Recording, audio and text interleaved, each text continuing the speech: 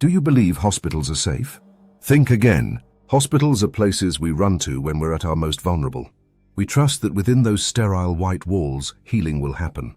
But what if I told you that sometimes those walls witness horrors that no one dares to speak of? The ICU, intensive care unit, isn't just a battleground between life and death.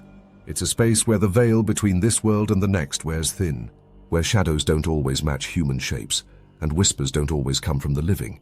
As a nurse with over 12 years in the ICU, I've seen more than just failing hearts and crashing vitals. I've seen things I can't explain, and tonight, I want to take you there with me. These are not stories for the faint of heart.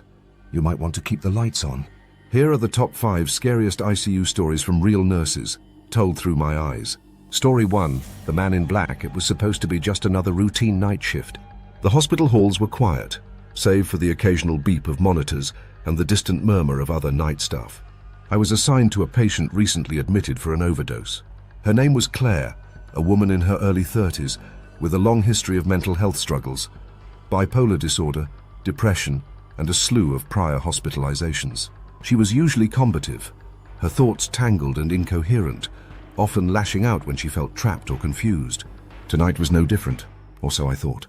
From the moment I walked into her room, the air felt heavy. Claire lay on her bed, eyes flickering wildly, her fingers twitching nervously on the thin hospital sheets. I spoke softly, offering calm reassurances, but she barely responded. Minutes passed with nothing more than muttering and occasional agitated movements. Then, as the clock struck midnight, everything shifted. Claire's eyes suddenly cleared, sharp and alert, locking onto something I couldn't see. Her body tensed, and her breath hitched. Slowly she turned her gaze toward the farthest corner of the room, a shadowed space just beyond the reach of the flickering overhead light. "Do you see him?" she whispered, voice trembling as if the words themselves burned her lips. "See who?" I asked, inching closer, my voice low and steady, hoping to ground her. "The man in black," she said, her finger shaking as it pointed directly to the dark corner. I squinted into the gloom, but there was nothing there. No figure, no outline, just the empty hospital wall. To ease her fear, I stepped forward, waving my hands through the space to prove there was nothing present. Her expression twisted in horror. "That's what you think," she hissed. A cold chill ran down my spine. I felt the hairs on the back of my neck stand up. I wanted to dismiss it as hallucination, a symptom of her medication or trauma, but something about the fear in her eyes felt real. Genuine. I backed away slowly, unsure what else to do, and left the room. In the quiet hallway, I tried to shake the unease settling deep inside me, but I couldn't escape the image of Claire's wide, terrified eyes, staring not at me, but at something far more sinister. Later that night, when I finally checked the security footage, I froze. In the corner of her room, just behind where Claire's finger had pointed, a figure stood. Tall, cloaked in black from head to toe. It didn't move, didn't blink, but it was undeniably there, watching. The screen flickered, then the figure vanished. I never told anyone. Who would believe me? But now, every night when I walk those halls, I catch a glimpse of shadows shifting, and I wonder if the man in black is still watching, waiting for his next victim. Story 2, The Puddle Problem. It started with a drip, just a faint, rhythmic drip echoing off the tile floor at 2:13 a.m. I was covering the night shift, working a 1-1 with a patient named Harold Jenkins, an elderly man with advanced liver disease. He had yellowing skin, a distended abdomen, and a smile that somehow stayed through the pain.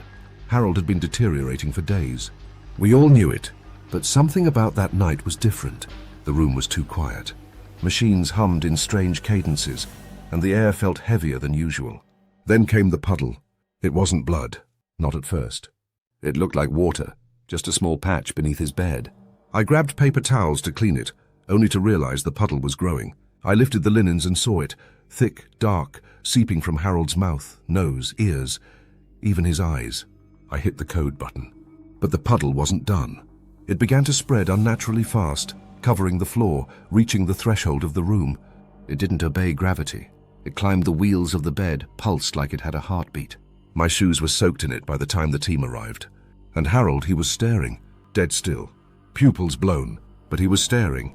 "He's here," he said. "Who?" I asked, my hands shaking. "The one made of water."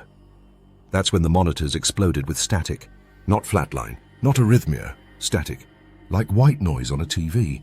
The lights flickered, and the crash cart wheeled in. But Harold was already gone. No CPR, no defibrillation, just gone. When we moved the bed, there was no puddle, not a single trace of fluid on the floor. No one could explain it. Housekeeping swore the floor was dry. I still smell the rot sometimes when I pass that room. Story 3. The Faceless Woman. We had just admitted Mrs. Peterson, an 82-year-old woman recovering from a minor stroke. She was coherent, in decent spirits, and her room had a large glass window facing the hallway and the next ICU room over. That room was empty. Had been for 2 weeks. She rang her call bell around 4:30 a.m. "That woman," she whispered when I arrived. "She keeps watching me." I looked through the window. Empty hallway, empty room. "There's no one there, Mrs. Peterson," I said. "She doesn't blink," she continued. "Her face, it's all skin." I wrote it off as post-stroke confusion, but the next night, another nurse caught something strange. She swore she saw a shadow flit across the room with no one inside. We checked the cameras. Nothing. Then came the drawings. Mrs. Peterson began sketching the faceless woman in the margins of her care notes, over and over. Just a silhouette of a head. No eyes, no mouth, no features, just smooth, pale flesh. One night she screamed so loud it woke up the entire wing. "She's in here! She's breathing over me!" Security swept the room. Clean. But when they checked the footage, for a single frame, just one, there was a blurry shape standing behind her bed. Mrs. Peterson suffered a second stroke the next day and never spoke again. But the drawing she clutched in her hand when she passed, it still gives me chills. Story 4. The Witching Hour. There's a superstition in the ICU that bad things happen in threes. If one patient codes, expect 2 more before the end of your shift. But the 3:33 a.m. phenomenon, that's something else entirely. A man named Walter had been transferred to us following a traumatic brain injury. He was non-verbal, barely conscious, yet he would always wake up at exactly 3:33 a.m. We clocked it night after night, eyes wide open, locked on the ceiling, silent, staring. We brushed it off until another patient, a blind woman named Teresa, started asking the time obsessively, every hour on the hour, but always panicking around 3:30. "The hour of the dead," she whispered. "They walk then." One night I stayed late and watched both patients from the hallway. At 3:33, Walter's monitors surged, heart rate spiked, blood pressure dropped. Teresa began humming, not a melody, just a deep, droning hum. And then the lights flickered. I looked into Walter's room. His mouth moved. No sound. Just 2 words I'll never forget.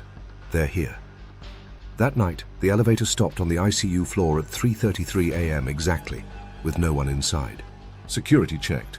No access card, no call button pushed. Just opened and closed. After that, we started calling it the Witching Hour, and I never scheduled myself past 3 o'clock a.m. again. Story 5. The ghostly visitor, Sarah, was only 28.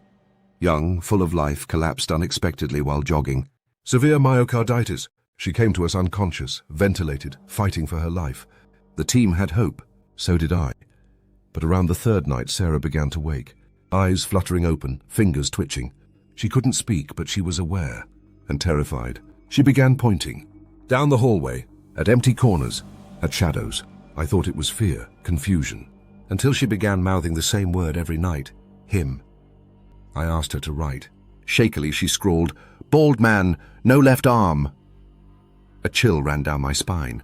Just 3 nights before, we had lost a man in the room beside hers. Sudden aneurysm. Bolt. Amputee. No left arm. She couldn't have known that. No one had told her. Things escalated. Equipment shut down in her room and nowhere else. Monitors beeped in Morse-like rhythms. One night I caught her staring into the corner, mouth agape, tears streaming. "He's here," she mouthed. The next morning she coded. We brought her back, but she never spoke again. Her family removed support 3 days later. Sometimes I still walk by her room and feel a sudden drop in temperature. Like someone is still watching.